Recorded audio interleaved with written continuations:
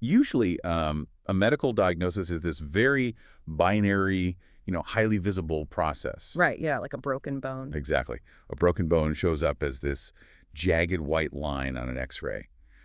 The doctor points to the fracture, you put a cast on it, and, well, the reality of the situation is just indisputable. It's a comforting system, honestly. I mean, we naturally prefer our biology to be visible, uh, easily categorized, and entirely objective. But the moment you step into the world of human sexuality, Oh, yeah, everything changes. right, that objective X-ray machine is immediately clouded by, well, centuries of moral panic, cultural taboos, and just bizarre rumors. Bizarre is definitely the word for it. I mean, we're looking at a diagnostic landscape where millions of people legitimately believed that a private physical act could result in, like, spontaneous blindness. Which is wild. The contrast between objective medical science and societal folklore is really never sharper than when we're dealing with human reproductive anatomy. Absolutely.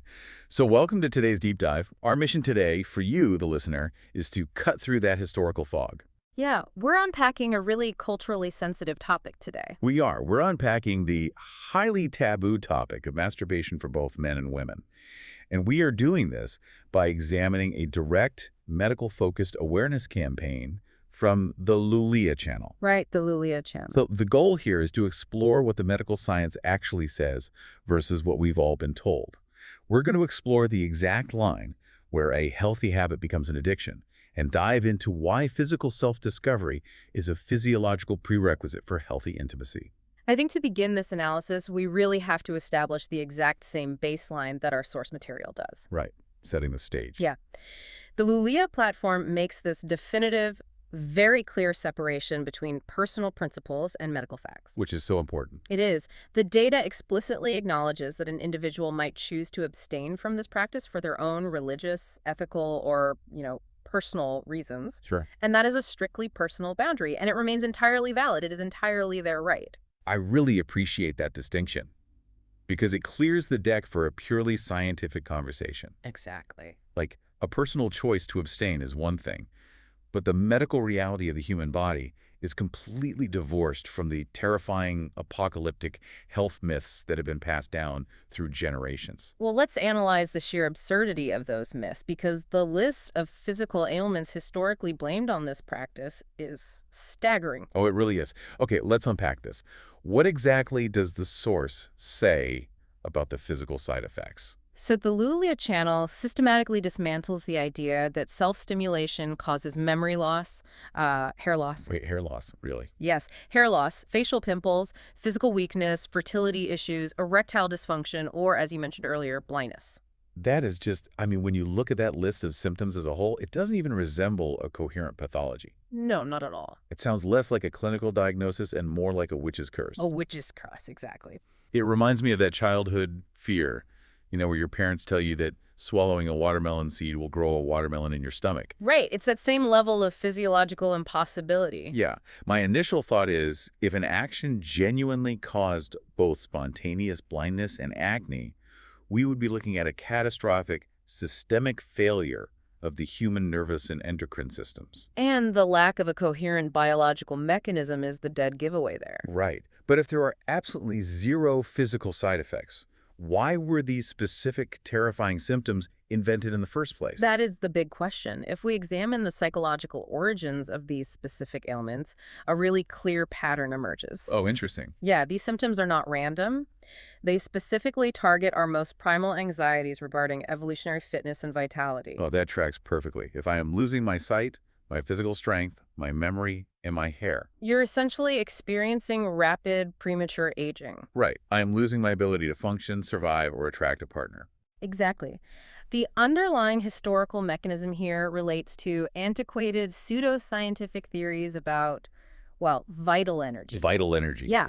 For centuries, there was this widespread belief that the human body possessed a finite, non-renewable amount of life force. Oh, wow. So you could just run out. Precisely.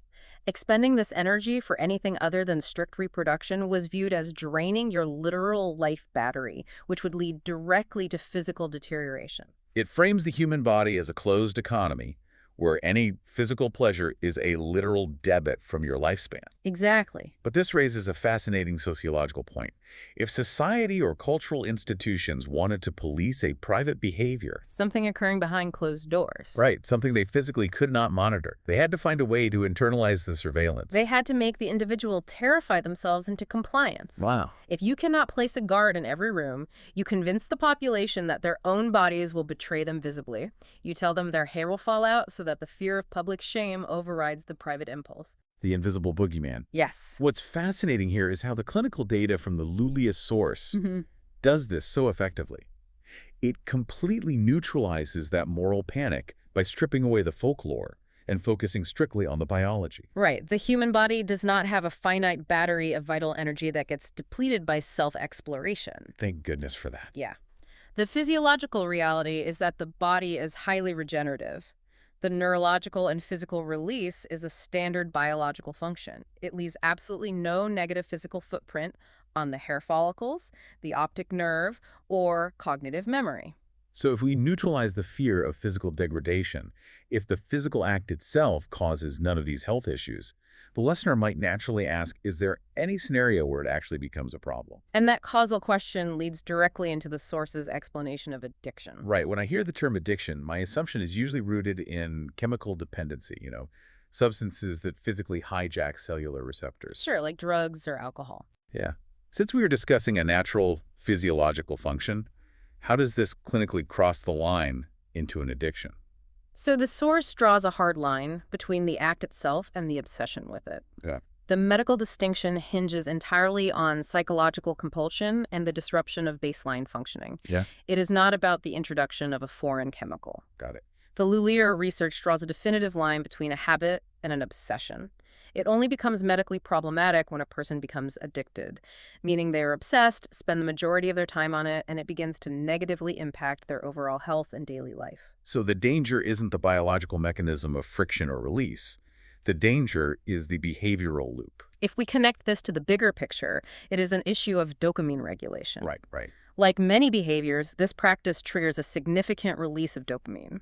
If an individual begins using that specific release as their sole coping mechanism for stress, anxiety, or depression, Right. then the behavior transforms into a compulsion. Exactly. They are no longer engaging in it for physical relief, but as a mechanism to escape reality. To contextualize this, to really normalize this concept, the source makes a direct comparison that I found incredibly clarifying. Oh, the lifestyle analogy. Yeah, it compares sexual habits to perfectly healthy baseline human functions like eating, sleeping, or playing sports. It's the core medical philosophy of excess. Excess in anything causes problems. But what does this all mean? It basically means the dose makes the poison. Precisely. We universally praise exercise as a pillar of health.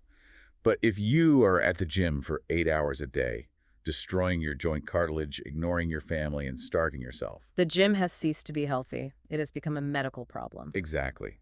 And the sleep analogy is another perfect parallel. Neurologically, sleep is essential for survival. Right. But if a patient is sleeping 20 hours a day, losing their job, and allowing their muscles to atrophy, their life is falling apart. Yeah, but we don't declare that the act of sleeping is inherently evil or causes blindness. No, we recognize that the behavior has become pathological. It's so refreshing that the source compares sexual habits to eating and sleeping. It completely destigmatizes it. It really does. It takes the behavior out of the shadowy, taboo category and places it right next to our baseline physiological needs. You have a body, it seeks comfort and release, just as it seeks calories and rest.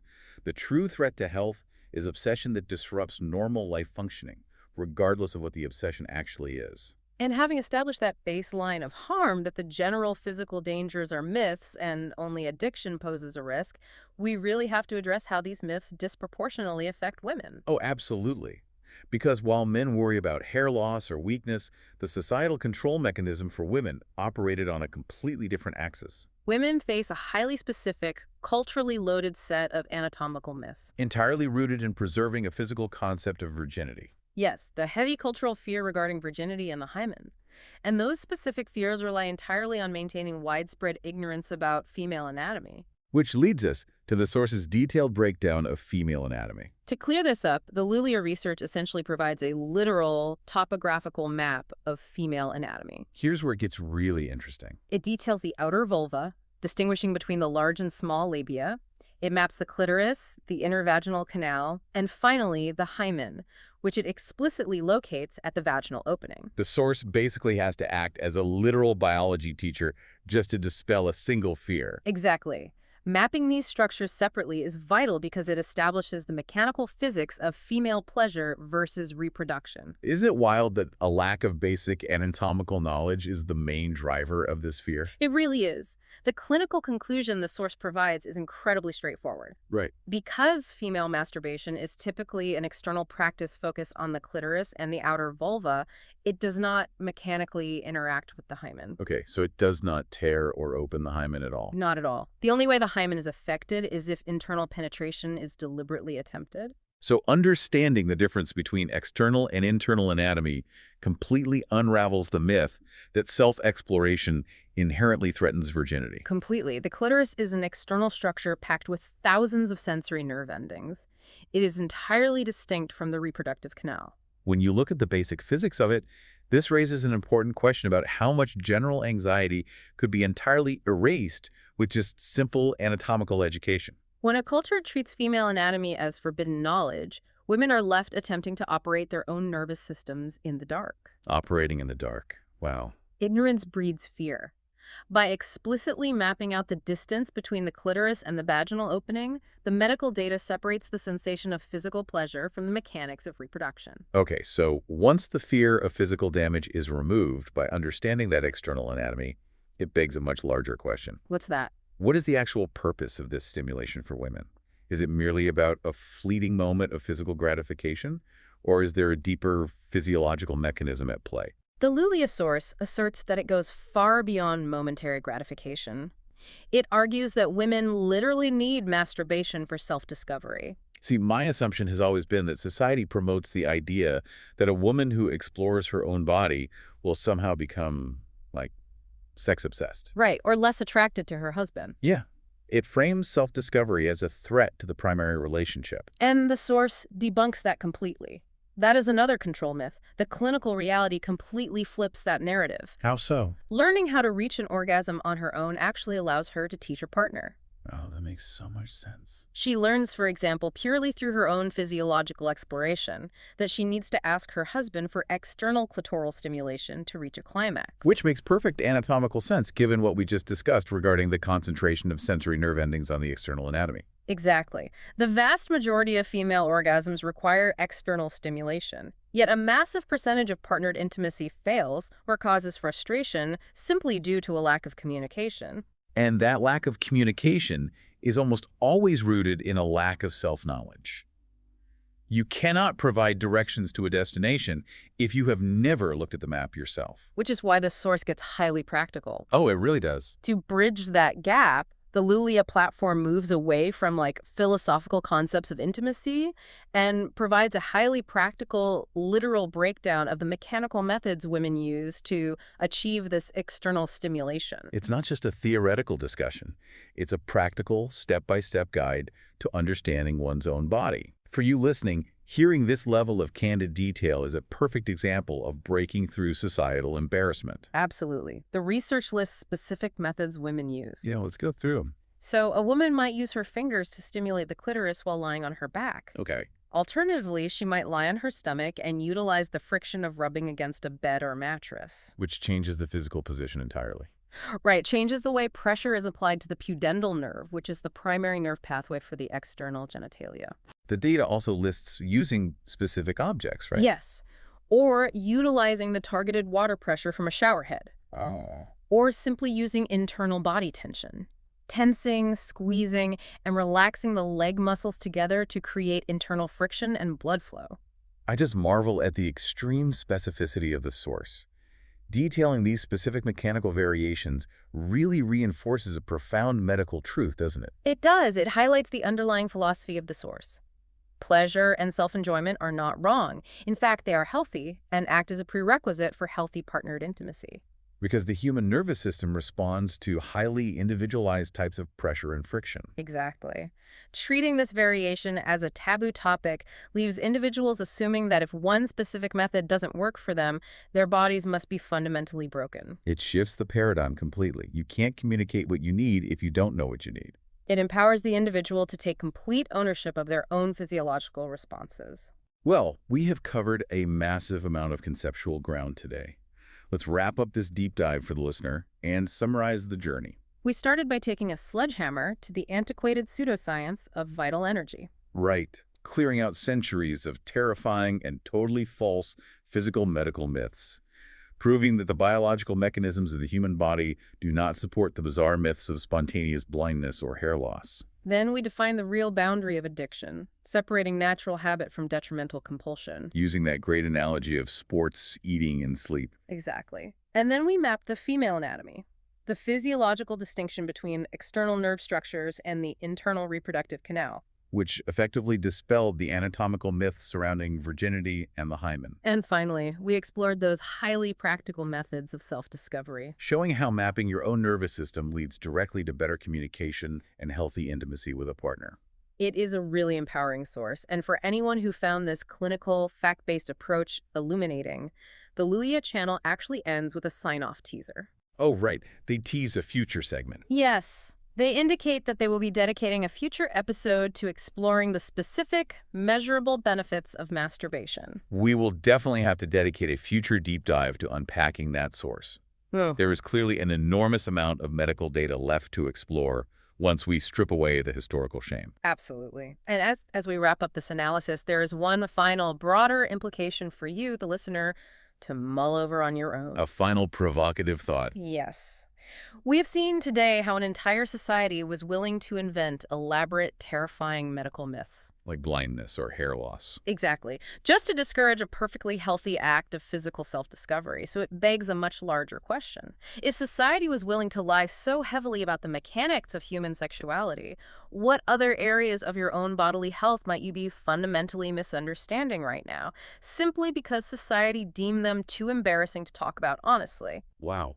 What a profound reminder to always turn that diagnostic X-ray machine back on. Keep questioning the cultural rumors, keep demanding the biological facts, and we will catch you on the next deep dive.